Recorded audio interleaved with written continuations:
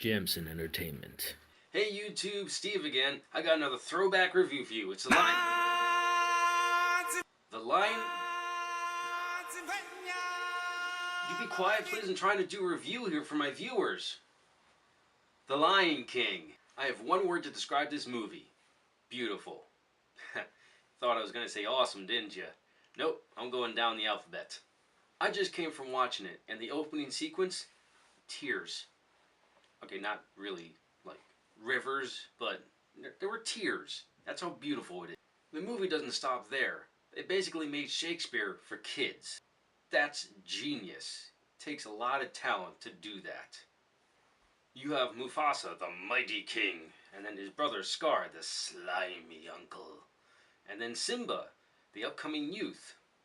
The movie starts out with Simba being anointed the next king of Pride Land, and then it cuts to Scar, the ungrateful brother of Mufasa, uncle of Simba, who wants to be king so desperately that he devises a plan to kill his own brother and nephew. Scar tells you his plan via probably the darkest yet greatest Disney song ever come out of Disney. That's Be Prepared.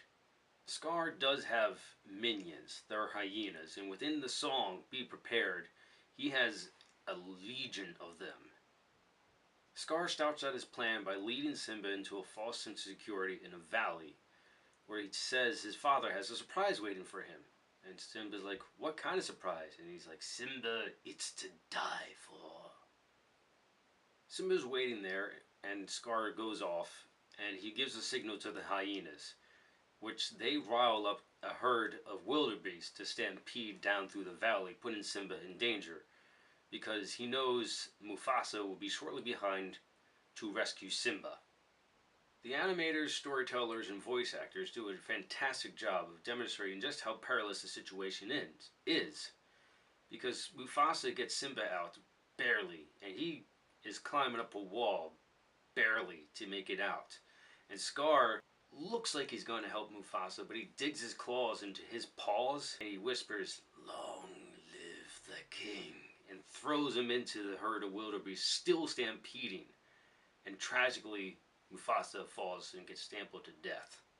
Now Simba is in such a spot where he can't see Scar murder his father, so he's under the impression that this is all his fault. And he goes back down and tries to wake up his dad, but can't. Sadly, he's dead. Scar comes by and still deceives Simba by telling him it's all your fault. What you should do is run away and never come back. And behind Simba's back, he sends his 3 top hyenas after him to kill him. But they fail because Simba escapes through a heavily thorned area. Later you find Simba lying in the desert, passed out from heat exhaustion, to be found by Timon and Pumbaa. They pick him up and take him to an oasis where they give him water and shade so he can revive. And they try to cheer him up because they can obviously see he's depressed about something. He says, "I don't want to talk about it." The story animators, again voice actors, do a great job of demonstrating his emotional tragedy that he's going through. Timon and people are like, "Alright, we get it. You don't want to talk about it. It's in the past. Luckily for you, we have the perfect phrase for that." And it leads into the second greatest song ever to come out of Disney, Hakuna Matata. From there you see Simba grow up into the adult that he's supposed to become. But he's living this carefree life. He has no responsibilities and he's loving it. And then, shortly, his old friend Nala comes out of nowhere, trying to eat Pumbaa. Scary. But it's cool, because Simba recognizes Nala and they have a little reunion and they patch everything up, saying everything's cool, don't have to worry about it, no one's getting eaten today. So Simba and Nala go off and have their own conversation, and Nala's like, "Now that I know you're alive, you gotta come back and be king. It's horrible back home." And Simba's like, no, it's not me, I can't do it. I'm a different person from when you knew. Naturally, Nala is disappointed and leaves, and Simba goes off on his own thing trying to find who he really is, and enters the best character in the movie, Rafiki. Crazy and wise. I love it.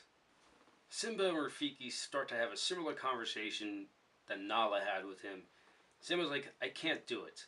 I'm not who I was. I'm not even half the lion my father was. There's no way. And Rafiki says, come follow me. I'll show you something. They come to a pool, and he shows Simba his reflection. And Simba's like, no, it's my reflection. He says, no, look harder. And the ripples, and you see Mufasa. And he's like, oh my goodness, he is in me. And then the clouds come together, and Darth Vader speaks to Simba. Yeah, James Earl Jones is Mufasa. And he says the famous line, you are my son. It's like directly out of Empire Strikes Back. It makes the scene even better. And Simba's like, yeah, you have been there the entire time, and I can do this. So they cut away from that back, and they're traveling back. And Simba's like, yeah, I know what I have to do now. It's not going to be easy, but I have to change and go back. But the past hurts. And Rafika's like, yeah, it does hurt, but you have to deal with it. And he says, well, how do you deal with it? What does Rafiki do? He whacks him over the head with his stick. And he's like, what you do that for? Well, the past, you can either run from it or learn from it. And he swings again, and Simba ducks. He's like, there you go, you got it. And Simba starts to run off, and Rafika's like, where are you going? He's like, I'm going back. I got unfinished business to do. He gets back to Pride Land and sees exactly what Nala was talking about. The place looked horrible. And that's starting to build up in him, like anger. And he walks up and he sees Scar, and Scar's like, oh, Simba, I thought you were dead. And he leers over at the hyenas. And he's like, nope, I did what you told me to do, run away.